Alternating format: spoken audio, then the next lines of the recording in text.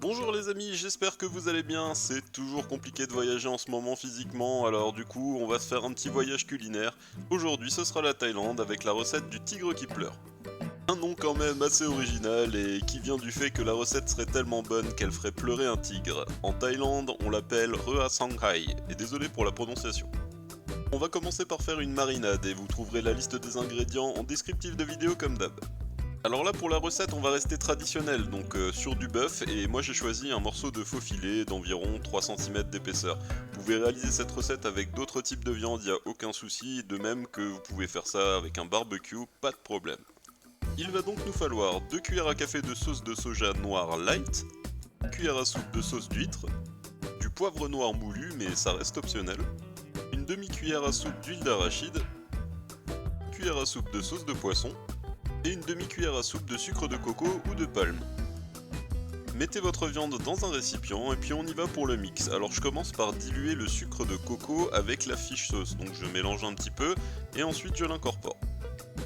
Mettez ensuite la totalité des autres ingrédients et avec vos petites mains propres vous allez lui faire un bon petit massage recto verso.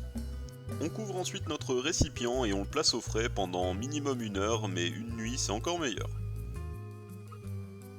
On passe à la sauce maintenant qui porte le nom de Nam Jim Jo. Et il faudra la réaliser juste avant de manger. On commence par la ciboule de Chine, alors vous pouvez aussi prendre de la ciboulette, ça ira très bien. Un citron vert, une échalote de taille moyenne, un bouquet de coriandre avec les tiges bien sûr, du piment séché fumé en flocons, une cuillère à soupe de jus ou de concentré de tamarin, une cuillère à soupe de sucre de coco ou palme, 3 cuillères à soupe de sauce de poisson, et 2 cuillères à soupe de riz gluant cru. On passe tout de suite à la réalisation du khao kwa, un ingrédient incontournable dans le sud-est de l'Asie.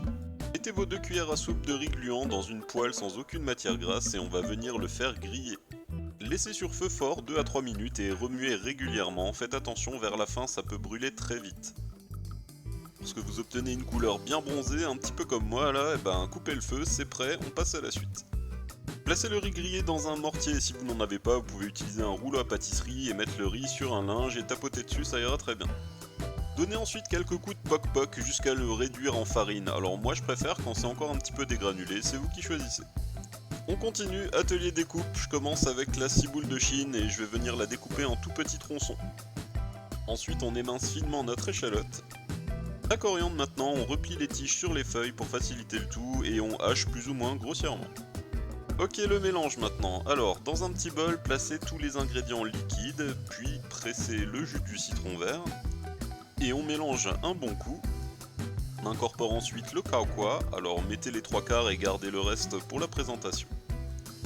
Ensuite on rajoute la coriandre, ainsi que la ciboule de Chine, puis le piment, et ensuite on va de nouveau mélanger un bon petit coup. La sauce est prête, on la réserve à température ambiante le temps de cuire notre viande. Avant de continuer, moi je te propose de t'abonner, ça coûte rien et tu feras un Manolo heureux. On enchaîne, sortez votre viande du frigo 30 minutes avant, c'est important, et ensuite on va la cuire alors dans une poêle avec de l'huile d'arachide ou alors au barbecue, comme tu veux tu choisis. Lorsque vous aurez atteint votre cuisson préférée, c'est bon, coupez le feu, retirez la viande et laissez-la se reposer 5 minutes. On passe à la découpe maintenant, donc en fonction de la taille de votre viande, là pour moi je vais la couper en deux dans le sens de la longueur, et le principe c'est qu'il va falloir faire des petits bâtonnets qui font en gros une bouchée. Coupez la totalité de votre viande de cette façon et ensuite vous pouvez passer au dressage. Alors moi j'aime bien la laisser sur une planche en bois, je mets juste un petit peu de khao kwa sur la viande, je mets un peu de salade avec quelques feuilles de menthe, et je prépare aussi du riz gluant à côté qui va parfaitement avec. Pour le déguster, vous faites trempette avec la viande directement dans la sauce, ensuite avec un petit peu de riz, ou vous pouvez tout à fait mettre le tout dans une feuille de salade avec un peu de menthe, ça marche très bien aussi. On en a maintenant terminé avec le tigre qui pleure, et moi je vous remercie d'avoir regardé la vidéo, n'hésitez pas à laisser un commentaire, un petit pouce bleu ça fait plaisir, les bises, ciao!